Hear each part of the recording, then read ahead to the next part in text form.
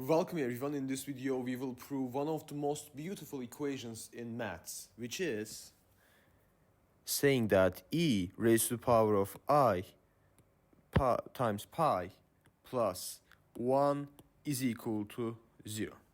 Now this very neat equation is sometimes called Euler's identity, and it is just a special case of Euler's more general formula, which I proved in the last video. So if you haven't seen that one, please go check it out.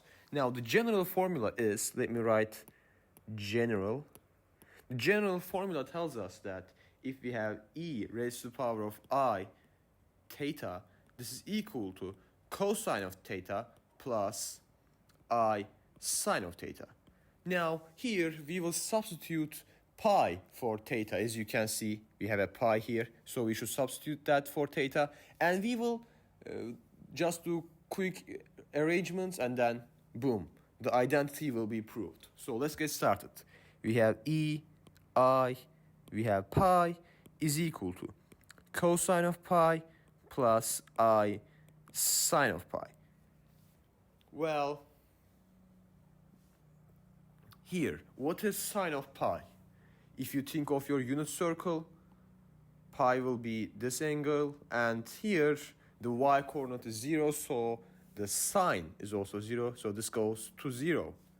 Now what is cosine of pi? If you think of your unit circle again, the x component, the x coordinate here is -1, so this is -1, which means that e raised to the power of I times pi is equal to -1. If we add 1 to both sides, well, then we get the desired equation, which is e raised to the power of I times pi plus 1 is equal to 0.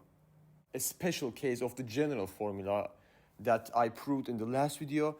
I think this special case is rather interesting and beautiful because, look at this. We have e, an irrational number, we have pi, another irrational number, we have I, the imaginary unit, we have one of the most elementary numbers, we have 1, and we have 0, again one of the most elementary numbers, and we have addition, just a simple operation, and all of them combined gives us this very neat result.